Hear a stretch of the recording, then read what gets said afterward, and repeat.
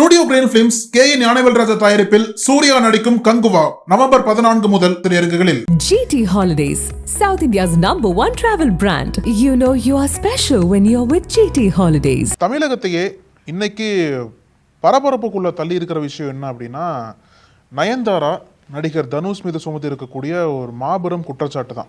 அதுதான் நீங்க ஃபுல்லா சமூக வலைத்தளத்துல இருந்து மக்களிடையே ஒரு பெரிய பேசு பொருளா மாறி இருக்கு. அதாவது அந்த அறிக்கையின் தொடக்கமே எப்படி இருக்கு அப்படின்னா, நயன்தாரா வந்து தனுஷை விழிக்கிறாங்க. அதுல முதல்ல நடிகர் தனுஷ்னு போட்டுட்டு son of Kasthuri Raja, brother of Selvaraghavan சொல்றாங்க. அதுலயே அவர் வந்து வாரிசு, அதாவது இந்த குடும்ப சினிமா, இந்த நெப்போட்டிசம், இந்த கான்செப்ட்ல தான் கொண்டு வந்து வைக்கிறாங்க.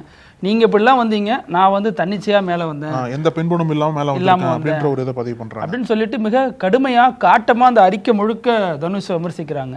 என்னன்னா கீழ்த்தரமான செயல் அது இதுன்னு சொல்றாங்க. பிரச்சனை எங்கிருந்து ஆரம்பிக்குது அப்படின்னா, இன்னும் 2 நாட்கள், அதாவது நவம்பர் 18ஆம் தேதி வந்து Nayanthara beyond the fairy tales அப்படின்னு ஒரு இதுல ஆவணப்படம் வெளியாகுது. அதை அடிப்படையா வச்சுதான் அந்த பிரச்சனை எல்லாம் தொடங்குது. சமீபத்துல அந்த ஆவணப்படம் தொடர்பாக ஒரு டீசர் வெளியிடப்பட்டுச்சு. அதுல அந்த நானும் ரவுடிதான் படத்துல நயன்தாராவும் விக்னேஷ் சிவனும் பேசி கொண்டிருந்த ஒரு 3 வினாடிகள் மட்டும் ஓடக்கூடிய ஒரு காட்சி அதில் இடம்பெற்றிருந்துச்சு. அதற்குத்தான் தனுஷ் தரப்புல இருந்து 10 கோடி ரூபாய் நஷ்டஈடு கேட்டு அனுப்பினதாக சொல்லப்பட்டுச்சு. இப்ப இந்த நிலைமையில நயன்தாரா அந்த அறிக்கையில என்ன சொல்றாங்க அப்படின்னா, இது தனுஷனுடைய கீழ்த்தரமான செயல், ஒரு மிக மோசமான செயல்னு சொல்லிட்டு ஜெர்மானிய மொழி ஒன்று குறிப்பிட்டு இது வந்து சாடிஸ்ட் அப்படிங்கிறாங்க தனுஷ். அதுக்கு ஏன் சொல்றாங்க அப்படின்னா, நானும் ரவுடிதான படத்தோட ப்ரொடியூசர் வந்து தனுஷ். ஸோ தனுஷ் வந்து அந்த படத்தோட ப்ரொடியூசர் இருக்கிறதுனால அவர்கிட்ட அந்த ரைட்ஸ்லாம் இருக்கு இல்லையா, அந்த ரைட்ஸை மீறி இவங்க வந்து பப்ளிஷ் பண்றதா ஒரு இது பண்ணி லீகல் நோட்டீஸ் அனுப்பிச்சிருக்காரு. அதாவது அதுக்கு என்ன காரணம் சொல்றாங்கன்னா, கடந்த காலங்களில் தனுஷ்க்கு என் மீது இருந்த காழ்ப்புணர்ச்சி இதுல வெளிப்படையா அம்பலப்படுது. தனுஷ் வந்து தொடர்ந்து, ஏன்னா அதுக்கான சில கிளிப்பு கூட இப்போ வைரல் ஆயிட்டு இருக்கு. தனுஷ் வந்து நான் அந்த படத்தில் நடிச்சதை ரொம்ப ஒர்ஸ்டான ஆக்டிங்கா நினைக்கிறாரு, என்ன பெருசா அவர் ஏத்துக்க மாட்டாருன்னு சொல்லிட்டு வெளிப்படையாவே பேசுறாங்க. சோ இந்த வீடியோ காட்சி எல்லாம் வைரல் ஆகுது. இப்ப என்ன சொல்றாங்க அப்படின்னா, அது வந்து சட்டப்படி தனுஷ் செஞ்சதுல எந்த தவறுமே கிடையாது. அவர் அந்த படத்தோட ப்ரொடியூசர், அவர் அனுமதி இல்லாம நீங்க எப்படி வெளியிட முடியும்? ஏன்னா அவங்க கடந்த 2 வருடமா தனுஷ்காக வெயிட் பண்ணிட்டு இருந்தாங்க அப்படின்லாம் நயன்தாரா தரப்புல சொல்லப்பட்டுச்சு. இதுக்கு மறுதரப்பு விமர்சனம் வரும்ல. இன்னொரு தரப்புல என்ன சொல்றாங்க அப்படின்னா, இது வந்து நயன்தாராவின் ஒரு திட்டமிட்ட ஒரு அவதூறு. ஏன்னா கடந்த 2 நாளைக்கு முன்னாடி இதுக்கான டீசர் வெளிவந்தப்ப யாருமே இதை பெருசா பேசல, எங்க இது இப்படியே போனியாகாம போயிடுமோ நினைச்சுதான் நயன்தாரா இப்ப வந்து அதை ஒரு பப்ளிசிட்டி தேடணும் நோக்கத்துல தான் தனுஷ இப்ப குற்றம் சாட்டுறாங்க, இவ்வளவு வெளிப்படையா பண்றாங்க. அதுவும் இந்த ஆவணப்படம் வெளியாகிறதுக்கு 2 நாள் முன்னாடி. இதை பண்ண வேண்டிய நோக்கம் என்ன? 2 வருஷமா அமைதியா இருந்தவங்க டீசர் வெளியானதுக்கு அப்புறம் இந்த பிரச்சனை வந்துச்சு, அப்பயும் வெளிப்படுத்தல. இப்ப வெளிப்படுத்துறாங்கன்னா இது முழுக்க ஆவணப்படத்துக்கான விளம்பர வெளிச்சம் தேடும் ஒரே நோக்கம் தான் அப்படின்னு இன்னொரு தரப்புல ஒரு கருத்து வைக்கப்படுது. அதே மாதிரி இப்ப இந்த சம்பவத்தொட்டி இன்னொரு விஷயம் என்ன சொல்லப்படுதுன்னா, ஏன்னா நயன்தாரா அந்த அறிக்கையில சொல்லுவாங்க, தனுஷ் நீங்க நீதிமன்றங்கள்ல போய் இதற்கான விளக்கங்கள் கொடுங்க, ஆனா கடவுள் மன்றத்துல நீங்க இதை பத்தி சிந்திச்சே தீரணும் அப்படின்னு சொல்லிட்டு சொல்லியிருந்தாங்க இல்லையா. அதற்கு இப்ப தயாரிப்பாளரும் இயக்குனருமா இருக்கக்கூடிய SS குமரன் ஒருத்தர் வந்து இப்போ ஒரு அறிக்கை வெளியிட்டு இருக்காரு. அதுல என்ன சொல்றாருன்னா, நீங்க தனுஷ் 2 வருஷம் எடுத்ததுக்கு இப்படி கோவப்படுறீங்கல்ல, நீங்க பண்ண சம்பவத்தை நான் சொல்லவான்னு சொல்லிட்டு அவர் ஒரு ரகசியத்தை உடைக்கிறாரு. அதாவது விக்னேஷ் சிவன் தயாரிப்புல LICன்னு ஒரு படம் தயாரானுச்சு. அந்த படத்துக்கு ரைட்ஸ் இவர் தான் வச்சிருந்தார். அந்த பேருக்கு LICங்கிற பேரு SS குமரனுக்கு உரியது. ஸோ இதை தெரிஞ்சுக்கிட்ட விக்னேஷ் சிவன் அவருடைய மேனேஜர்கிட்ட போய் கேட்டிருக்காரு. அப்ப என்ன சொல்லியிருக்காருன்னா, இல்ல நான் தர விரும்பல அப்படின்னு சொல்லியிருக்காரு. ஆனாலும் பரவாயில்லைன்னு ஒரு விளம்பரப்படுத்தினதை அவர் குற்றச்சாட்டு வைக்கிறார். ஏன்னா நீங்க அதை தாண்டி விளம்பரப்படுத்துனீங்க அப்படின்னா என்ன அர்த்தம்? உங்களுக்கு இல்ல அதிகாரம், இதனால என்ன பண்ண முடியுங்கிற அலட்சியத்துல தானே பண்ணீங்க. அப்ப நீங்க கடவுள் மன்றத்துல என்ன சொல்ல போறீங்க அப்படின்னு அவர் ஒரு பதில் கேள்வி வச்சிருக்காரு. சோ இந்த விவகாரம் பல தரப்புலையும் பல மாதிரியா பேசப்பட்டு வருது. இதற்கான இன்னும் சில காரணங்களும் சொல்லப்படுது. மெயினா குறிப்பிடுறது நானும் ரவுடிதான் படத்தை நயன்தாரா குறிப்பிடுறாங்கல்ல, அந்த படத்துல என்ன நடந்துச்சு அப்படிங்கிற தகவலும் இப்ப சொல்லப்படுது. குறிப்பா அந்த நானும் ரவுடிதான் படத்தின் பொழுது படம் வந்து அப்போதைக்கு யாருமே பெரிய இதா இல்ல. குறிப்பா நயன்தாரா அப்ப வந்து பெரிய ஒரு மார்க்கெட் இழந்த நிலையில தான் இருந்தாருன்னு சொல்றாங்க. அது மாதிரி டைரக்டரும் அப்படிதான் இருந்தாரு, அதாவது டைரக்டர் விக்னேஷ் சிவன் அப்படிதான் இருந்தாரு. விஜய் சேதுபதிக்கு அப்பதான் வளர்ந்து ஒரு நடிகரா இருந்தாரு. இந்த கட்டத்துல தான் தனுஷ் வந்து இவங்களை வச்சு தயாரிக்க முடிவு பண்ணாரு. ஆனா இந்த பட தயாரிப்பு தொடங்கின சில காலங்கள்லயே விக்னேஷ் சிவனுக்கு நயன்தாரா மீது காதல் ஏற்படுது. இதையடுத்து அவர் வந்து நயன்தாராவை வசீகரிக்கும் வகையில, அவர் அட்ராக்ட் பண்ணக்கூடிய வகையில தான் சினிமா ஷூட் ஃபுல்லா அவர் ரியாக்ட் பண்ணிட்டே இருந்தாரு. அதனால நிறைய குளறுபடி ஷூட்டிங்ல ஏற்பட்டுச்சு. கிட்டத்தட்ட பல நாட்கள் இந்த ஷூட்டிங் மறுபடியும் வந்து நடந்துச்சு. நிறைய குளறுபடி ஏற்பட்டதுனால பண விரயமும் அதிகமானுச்சு. இதனாலதான் தனுஷ்க்கு அவங்க மேல கோபம் வந்துச்சு. அதை ஒட்டி தான் அவர் ரியாக்ட் பண்ணாரு. இப்ப அதற்கான பழி தீர்க்கும் நடவடிக்கையில தான் நயன்தாரா இறங்கி இருக்காங்க அப்படின்னு மறுதரப்புலையும் சொல்லப்படுது. இப்ப இன்னொரு பக்கம் பாத்தீங்கன்னா, நயன்தாராவோட வாதத்தை நிறைய பேர் ஆதரிக்கவும் செய்யறாங்க.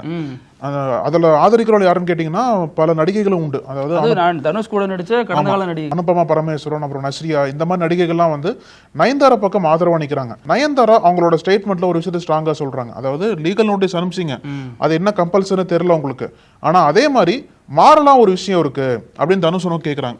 நீங்க வந்து எங்க 2 பேர்த்த மட்டும் பார்க்க வேண்டாம், ஒரு 3 செகண்ட் கிளிப்பிங் அதையும் தாண்டி இந்த டாக்குமெண்ட்ரியில வந்து பல பேர் வேலை பார்த்துருக்காங்க.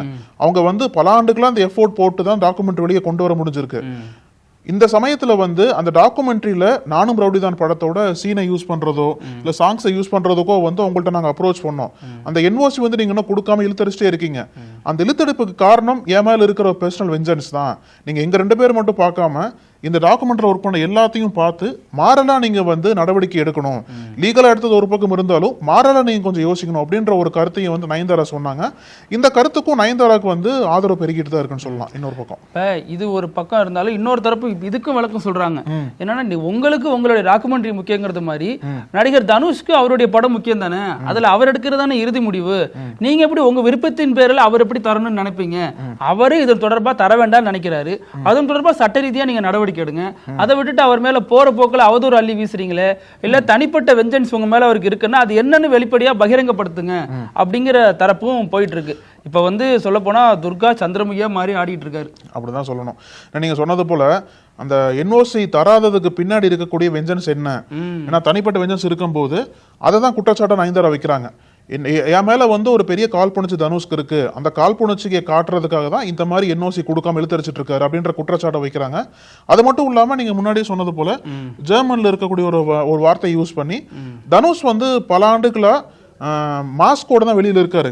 அதாவது அவர் என்ன சொல்றாரோ அதை ஃபாலோ பண்ண மாட்டாரு, முகமூடி போட்டு தான் வெளியே இருக்காரு. தனுஷ் சொல்றத ஃபர்ஸ்ட் அவர் ஃபாலோ பண்ண நான் விருப்பப்படுறேன் அப்படின்ற ஒரு கருத்தையும் அவங்க பதிவிட்டு இருக்காங்க. கடைசியா தனுஷ் எப்படி தன் அறிக்கையில குறிப்பிடுவாரோ அதே மாதிரி ஓம் நம சிவாயன்னு போட்டு குறிப்பிட்டிருக்காங்க. அறிக்கையில ஆரம்பத்துல கடுமையா விமர்சிக்க ஆரம்பிச்சவங்க கடைசி வரைக்கும் அவரை வச்சு செஞ்சிருக்காங்கன்னு தான் சொல்லணும். இதற்கான தனுஷ் தரப்பினுடைய விளக்கம் இதுவரைக்கும் வெளியாகும் அப்படின்னு எதிர்பார்க்கப்படுது. இதுல வந்து சினிமா உலகையும் தாண்டி பொதுமக்களோட கேள்வி என்னவா இருக்கு அப்படின்னா, 2 பேருக்கும் தனிப்பட்ட முறையில பிரச்சனை, நயன்தாரா போட்டு பப்ளிக்கா உடைச்சிட்டாங்க, இதுக்கு தனுஷ் வந்து ரெஸ்பாண்ட் பண்ணி ஆகணும் அப்படின்ற ஒரு கோரிக்கை இருக்கு. 2வது தனிப்பட்ட பிரச்சனையை வந்து பொதுமக்கள் மத்தியில ஒரு பெரிய விவாதமா மாறுறது வந்து இங்க இருக்கக்கூடிய பிரச்சனைக்கு நீர்த்து போக செய்யும் அப்படின்ற ஒரு குரல் இருந்திருக்கு இல்லையா, அதையும் நம்ம சொல்லி ஆகணும்.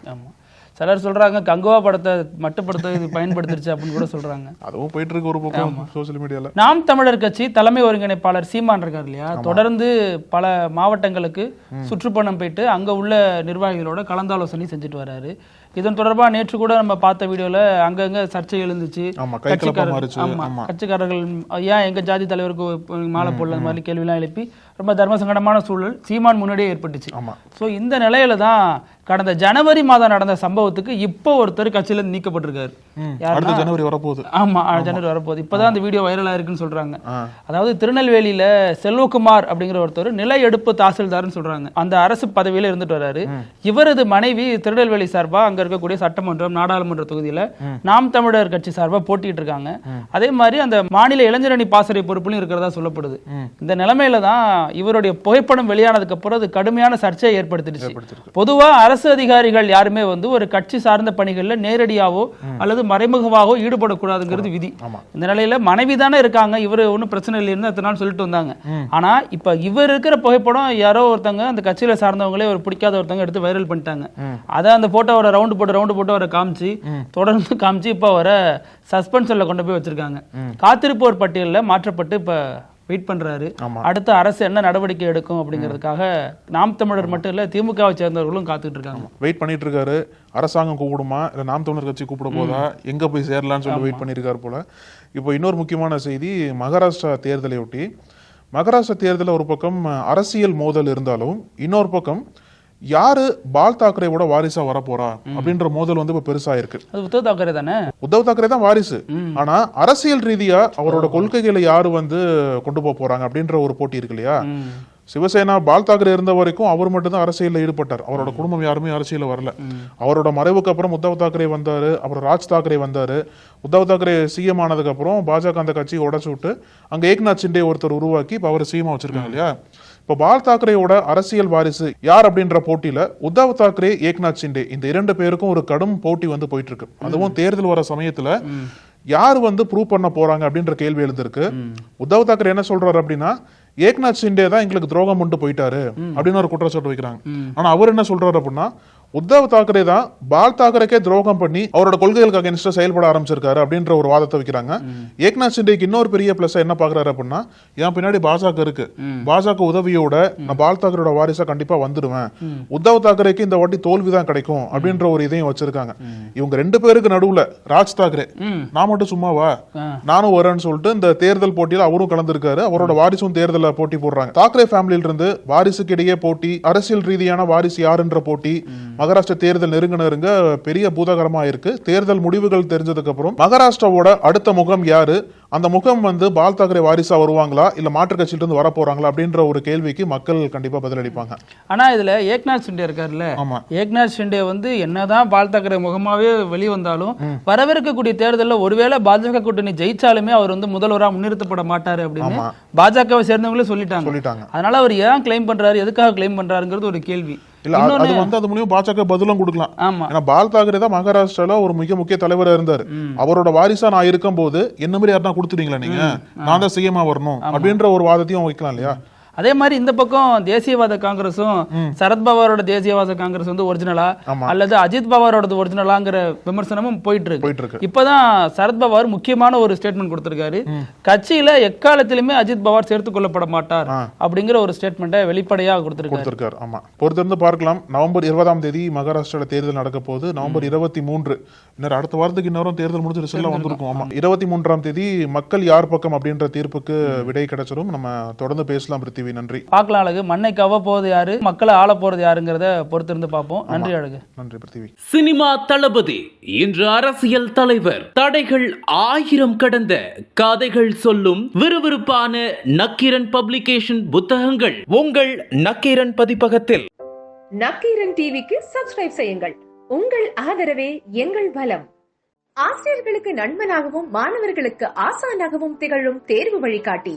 ஒவ்வொரு பாடத்திற்கும் அனுபவமிக்க ஆசிரியர்களின் துல்லியமான தெளிவான விடைகள். CNC இருக்கு, தேர்வு பயம் எதற்கு? இது தீரன் பப்ளிஷிங் ஹவுஸ் விற்பனை வெளியீடு.